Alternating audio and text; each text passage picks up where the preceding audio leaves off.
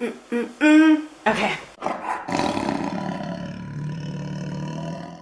First of all, welcome to Tiger and Crow.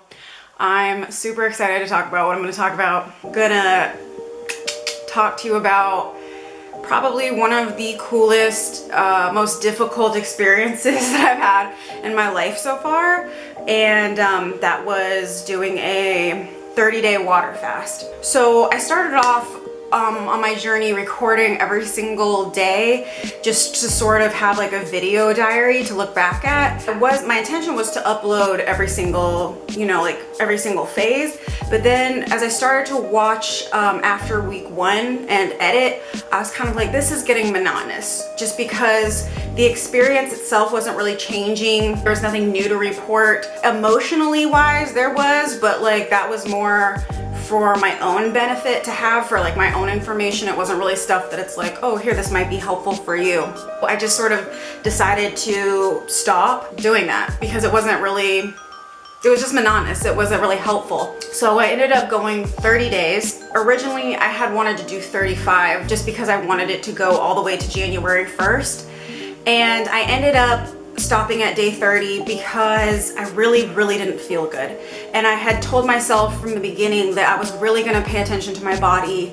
And even though it was like something that I really wanted to reach that specific goal or that specific number, just because that's the number that I had set out in the very beginning, I had promised myself in the beginning that if things got too choppy, just because I wasn't doing it with the aid of like a medical professional, I just wanted to listen to myself. That actually weaves perfectly into what was my biggest lesson over the whole fast. I mean, this experience has changed me in so many ways, but I wanted to narrow it down to like the top 3 ways that it changed my life, I feel, permanently. Just share those if you are interested in doing an extended fast, just to know kind of the benefits that I got out of it. So yeah, that's what I want to talk about.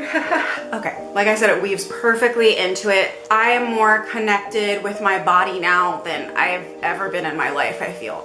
And it's on every single level because, like your body is not just your physical body. To me, your physical body, your spiritual, kind of like your auric field, your energy field, and then your soul field, they're all really linked and overlapped into one. So when I say like a deeper connection with my body, I mean all 3 of those. I realized before this fast and leading into it, because part of the goal of this fast was not just healing within my body, but it was really to gain clarity in my life.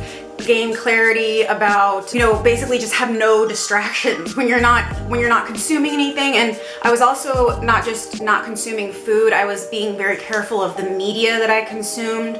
I was being very watchful of what I bought. Like, I feel like I didn't even buy anything, which is this is probably the first holiday season where it's like I finished out with a lot more money than I ever entered into because I wasn't consuming anything. Like not just food. I was trying not to buy anything or to be in that place. I didn't write any of this down, and so God help me, I hope I stay on track. One thing that I realized before I went into this is that mainly because of different traumas that I've experienced at different times in my life, I became very disconnected from my body. That affected me in so many ways, but it was really out of a protection mechanism. If anyone's ever experienced pain. Like, I'm the only person who's experienced pain.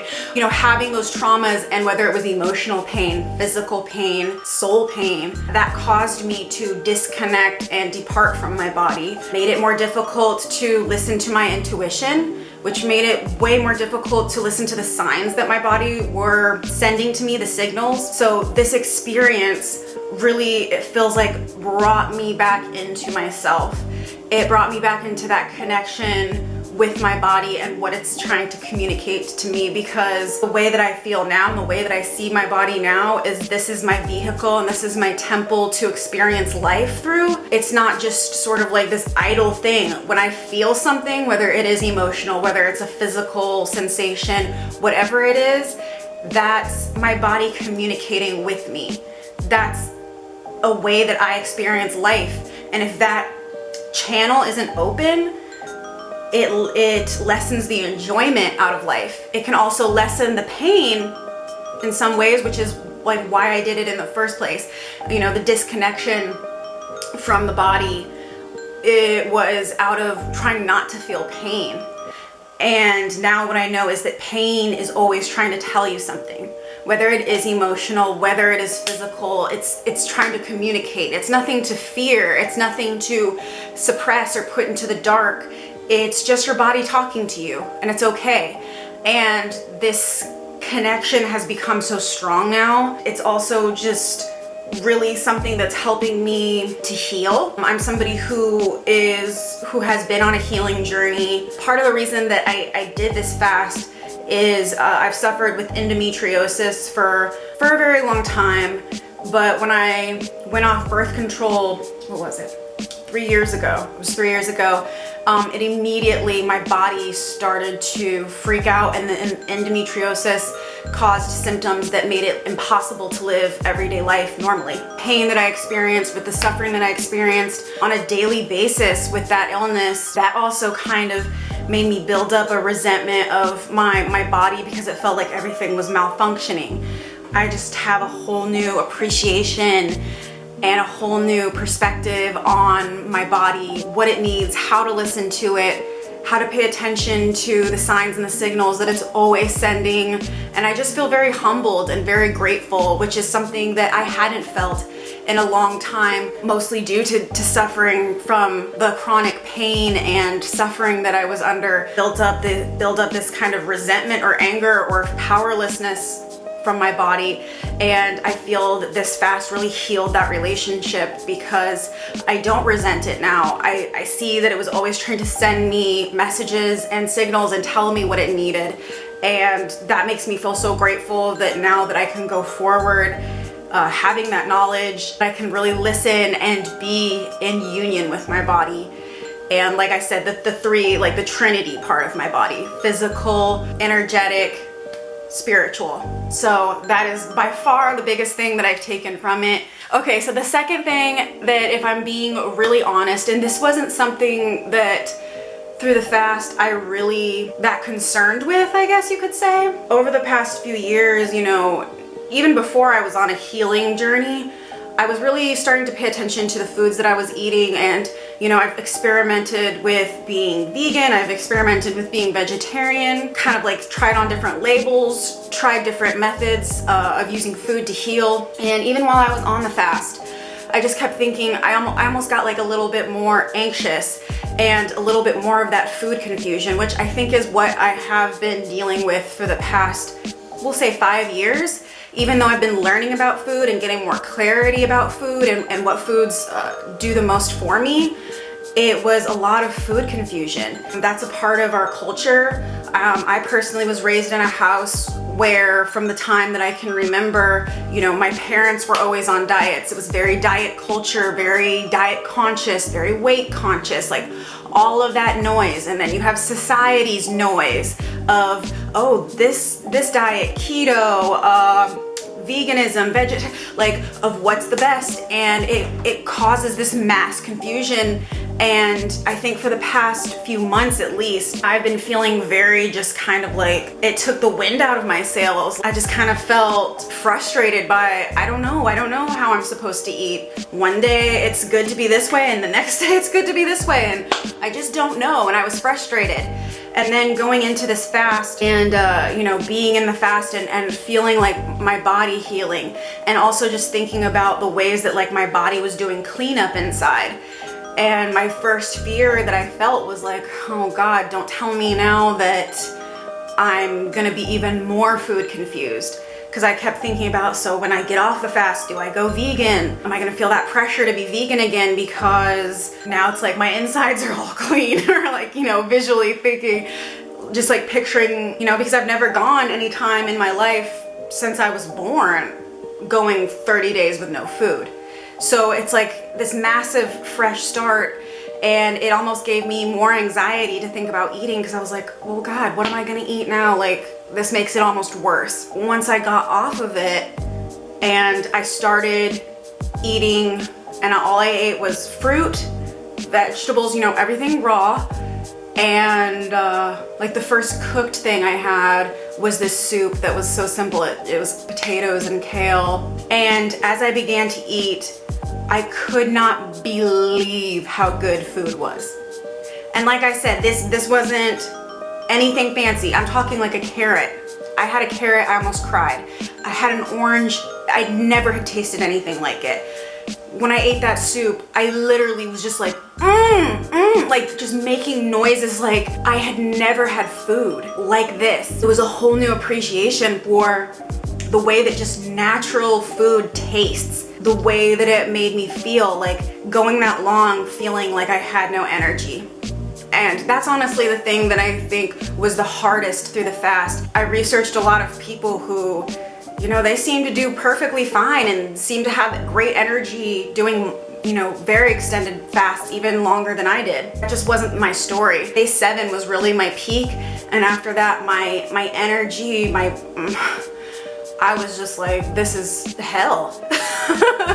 Like, it was awful walking up the stairs, or even like towards the end, it would be like I would have to take like a minute or two to even just get up out of bed to go to the bathroom in the middle of the night, because one time I tried to go and I passed out and I almost not fell over my railing. That sounds very dramatic, but like I blacked out and kind of fell. By the end of it, I was just like, I am so tired of feeling weak. I'm so tired of feeling like I don't have any energy.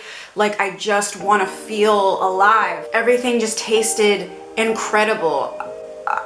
What was the other thing? Oh, olives, because I am in southern Spain and their olives, oh God, I will literally bring back 900 jars of the olives here because they're the most phenomenal in the world. Like, oh my God, they're good. And having an olive was just like, it blew my mind away. I feel like this has almost cured me of food confusion. Now, like I said, I have that connection with my body of when I'm eating something and what it's doing for me, how it feels to eat something like that.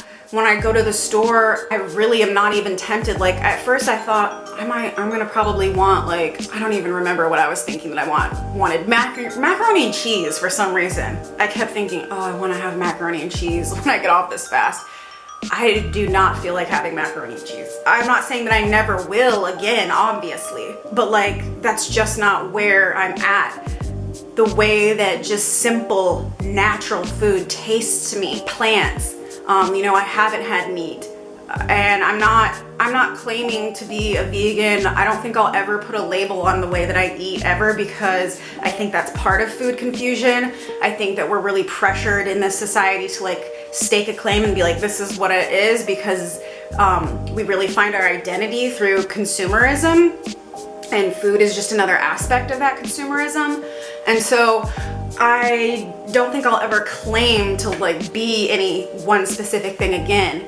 But what I do know is that I don't crave meat. I've only craved very simple, like planty, lentils, beans, and the way that it makes me feel. You know, I have gotten back into, I think it took me about 3 days to get like a stamina back. I started off just going for long walks, and even that, like, whew, that sent me, like, my stamina just for living normal life was so depleted because I had just been in bed for the last like 2 weeks, it felt like, of the fast. I just had no energy to do anything. And so now I've been getting back into weightlifting, and I feel so strong, and I'm fueling my body with the things that it's craving, and I just feel good. I feel powerful and strong, and that whole like, what do I eat is gone, because I'm really just following like what my gut is telling me. You know, there will always be theories about what food is best for whom, and I just don't subscribe. I'm sorry, I just don't subscribe to it.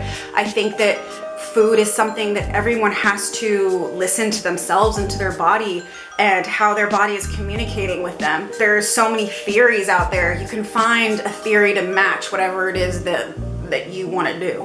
So to me, that's kind of pointless. I don't ever want to be on a diet again. I mean, I haven't been on a diet in like I said, 5 years, because I'm just like, this isn't real. I don't, like, it's just not it's not real life for human beings. Like, food is a very complex part of our life, and especially in a consumerist culture where we're really pushed to eat more than we need to and eat things that aren't even real. Anybody who has struggled with food confusion of any type, I can't explain it.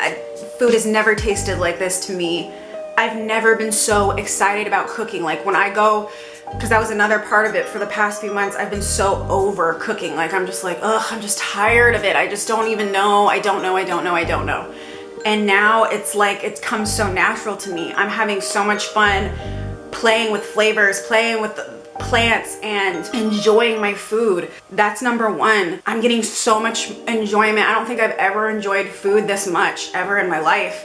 It's so good, and I'm so grateful for it. It has brought the fun and the life back into cooking and nourishing myself. As I said, gratitude for it, which that would be the third thing that I have gotten from this fast that for me is like the biggest thing that has made me say nothing will be the same after this fast. It has brought me into such a place of gratitude, gratitude for my body, which is definitely not something that I've always felt. I mean, I just touched on how in the past few years I've suffered from symptoms of a disease and how it made me feel at war with my body. But that's been a general theme probably throughout my life, I would say, different ways at different times. Being at such a place now where I'm so grateful to be able-bodied.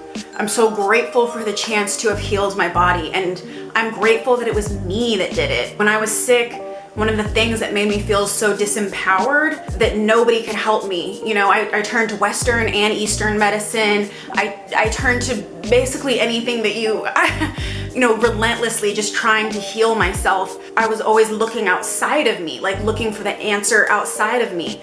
And now to be here and to see that I've healed myself, like this was all me, that makes it even more powerful. It wasn't a doctor, it wasn't an acupuncturist, it wasn't anybody but me. I did this. I did it and my body did it. My body was able to heal things from me just basically giving it love and allowing it that time to heal. To say that I'm grateful for that, it's just like grateful doesn't even cover how I feel. I'm grateful to have learned so much about food. I've done so much research on how food can heal or harm you, but I feel like this is what really activated it through experience. I'm somebody who, on both sides of my family, come from different levels of poverty. And that poverty really informed the way that they cooked and ate. For me, a lot of healing the way that I nourish my body is ancestral, because I think of all of my ancestors, the ones that are living today and then the ones who aren't. They not only didn't have access to the knowledge that I have today, but also, just like I said, that poverty consciousness of just eating whatever was easy or eating whatever you could afford, eating whatever was going to make you feel full but maybe didn't necessarily work for fueling your body. I've felt for many years now that me mastering the way that I nourish my body heals my ancestral line, because I am fortunate. All of that knowledge, all of the things that my ancestors didn't have access to, I now have access to it, and I can enact it in my own life. And when I feed myself, it's like I'm feeding my ancestors as well, with that nourishing food, with those choices that are going to help me go further, that are going to help my body be stronger, all of those things. One day when I have children, that I'll be able to give them food that brings their body to life, and that I have that knowledge now, and that they'll have access to that knowledge, and that they'll be coming from a place of not restriction, not a diet idea, but just coming from a place of, when I eat this, it makes my body feel good. When I eat things that are alive, it makes me feel alive. Like I said, gratitude doesn't even cover it. I feel like I've not only healed myself, of a lot of emotional, physical wounds, emotional, physical trauma. Like I said, it's like it's healing my past, my ancestry, my lineage, which has felt so powerful. When I cook, I really do try to think about not just the nourishment that I'm giving to myself, but I do imagine like esoterically cooking this for my ancestors. All of the suffering and the sacrifice and the things that they went through, their inability because of their circumstances to properly fuel their bodies. You know, so many of them died early of disease and of suffering and feeling sick with their bodies shutting down. I feel that every time I prepare food now, it's like an homage to them, of saying thank you for all of your sacrifice, thank you for everything that you did so that I could live now and that I could really learn and fuel my body properly and then fuel my future bloodline properly. And it's been so healing, and I just feel grateful that I was in the circumstance to be able to do this, to go on this journey. I obviously learned so much more than I could ever cover in this video. If it's not obvious, I recommend this to anyone. I really don't see how it could hinder someone. And you know, 30 days was extreme. I don't know if I'll ever do 30 days again. I definitely know I will be fasting again, and probably a prolonged fast again. You know, maybe 15, maybe more. I mean, I don't know. Like I said, I'll just listen to my body, but now I definitely feel like fasting is more of a ritual. It's more of a part of my life because of everything that I've gotten out of it the past year, doing intermittent fasting, doing extended fasts. It's just healed my mind, my body, my soul. It's given me a whole new perspective on gratitude. It's given me a whole new perspective on healing and what we need as a collective to heal. This space of Tiger and Crow is all about healing, and it's all about, I don't want to say it's all about self-healing. It's about self-empowerment, to know that you have the power. You don't need to look outside of yourself.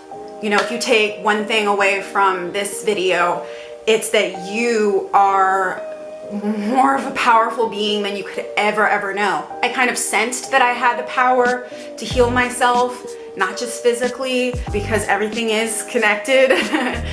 Theme for life, everything's connected.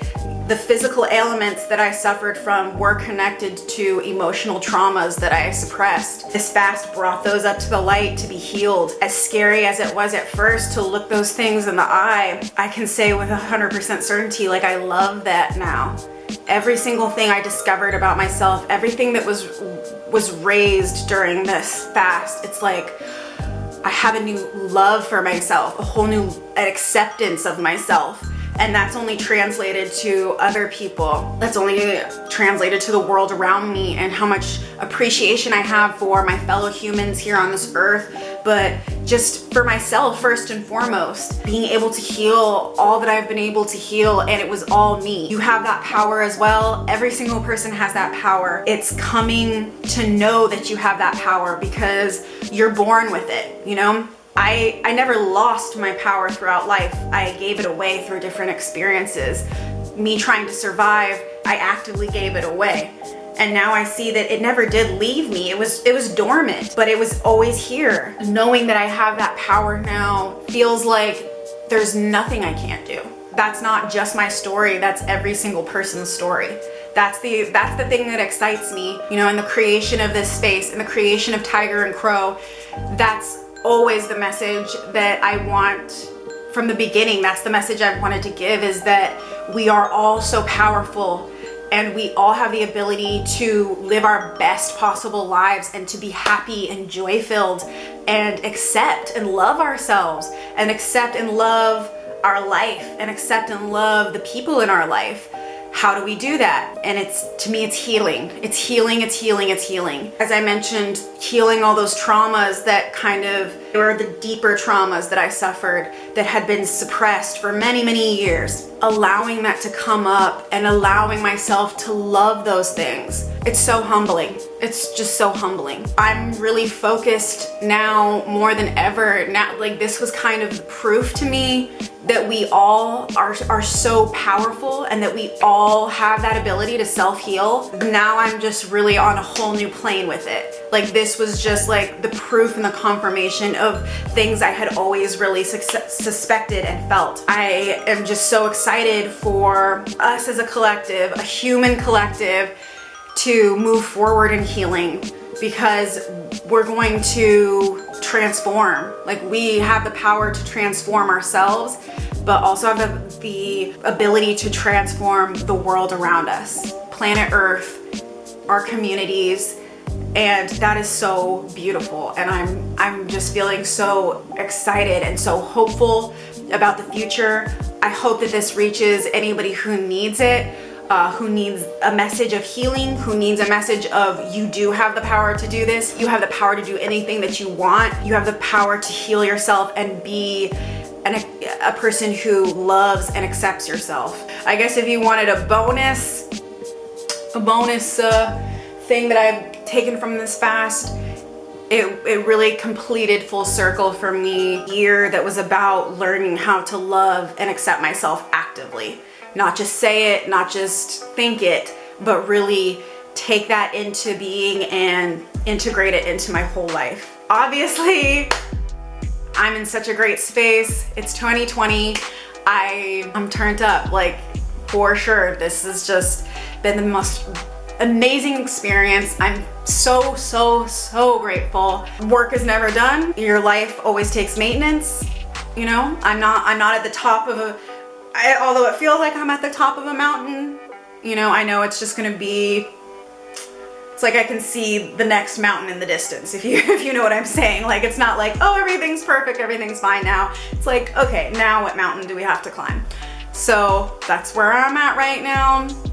I hope that this was helpful for you. I hope more than anything that this inspires you. It doesn't have to be fasting, but just inspires you to enter into a healing journey and have no fear, and know that you can do it, and know that you are such a powerful person and such a divine light in the world, and that you deserve to shine and you deserve to be the fullest version of yourself. So I'm gonna send you off with some love and some light and some gratitude, infinite gratitude.